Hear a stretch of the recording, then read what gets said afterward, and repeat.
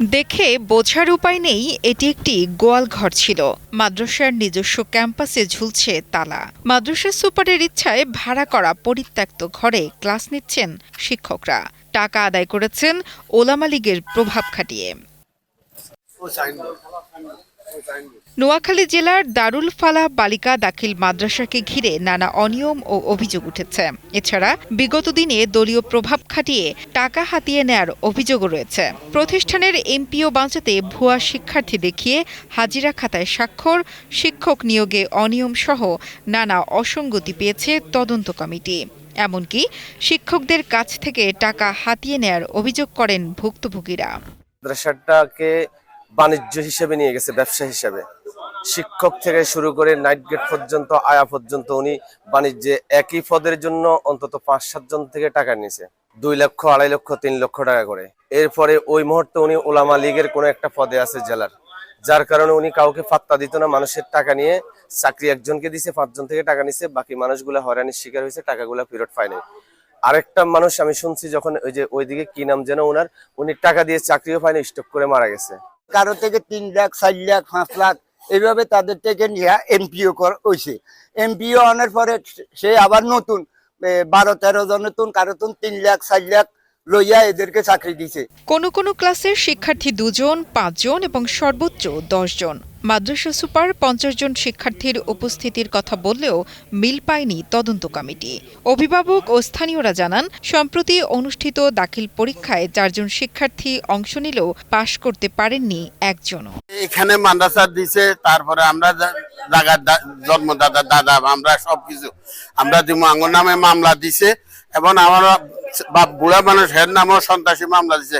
এলাকার কেউ কইতে না এমিয়া সন্ত্রাস, এই সুপারের সন্ত্রাস। আর সব টাকা পয়সা উড়াই খালি মানুষের মাস্টারগত অ্যাডভান্স টাকা লইলে খাই বই রয়েছে। ৯ সালে টাকা নিয়েছিল আমার বোনের চাকরি দিব বলি, এরপরে আমার চাকরি হয় না, আর টাকাগুলো হয়নি। আমরা এই সুস্থ বিচার চাই, আর আমার বোনের চাকরি যেন হয় হক, এটা আমরা চাই।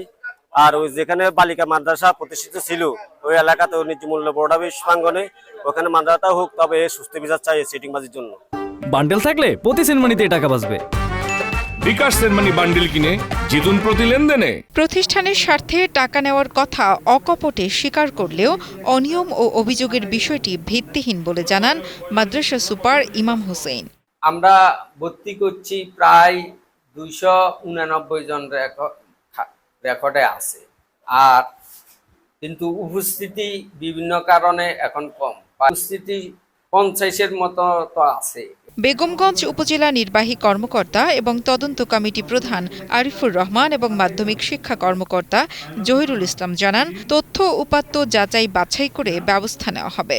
এটা ছাড়াও এই মাদ্রাসা সম্পর্কে অসংখ্য অভিযোগ ছিল আমাদের কাছে। বিভিন্ন মানুষজন বিভিন্ন সময় এমপিভুক্ত করার সময় তাদের কাছে টাকা পয়সা নিয়ে, যারা প্রতিষ্ঠান শুরু থেকে ছিল না তাদেরকে এমপিভুক্ত না করে অন্য অন্য ব্যক্তিকে এমপিভুক্ত করে, এরকম অভিযোগ ছিল। এর প্রেক্ষিতে আজকে আমরা তদন্ত করতে আসছি এখানে। তো এসে যেটা দেখলাম যে একটা হচ্ছে পরিত্যক্ত জায়গার মধ্যে তারা ক্লাস করাচ্ছে। আমি প্রথমে হচ্ছে ওরা যে জায়গায় প্রতিষ্ঠানটি ছিল ওখানেও গিয়েছি, ওখানেও মানুষজনের সাথে কথা বলেছি। ওখানেও মানুষজন বিভিন্ন অনিয়মের কথা বলেছে যে তাদের ওখানে বিভিন্ন কারণে ওখান থেকে ওনাদেরকে ওই জায়গা ছেড়ে চলে আসতে, এদিকে চলে আসতে বাধ্য হয়েছে ওরা।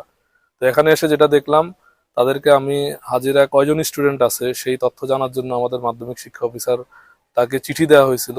তো সে মোটামুটি নিজের মতো করে মন গড়া একটা হাজিরা খাতা বানিয়েছে।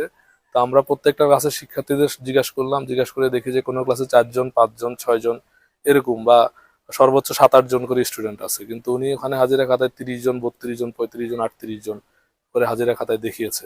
শিক্ষার্থীদের ভবিষ্যৎ রক্ষায় দ্রুত ব্যবস্থা গ্রহণের দাবি জানান স্থানীয়রা। আবু রায়হান সরকারের পাঠানো তথ্য ও ভিডিও চিত্রে ডেস্ক রিপোর্ট, কালের কণ্ঠ।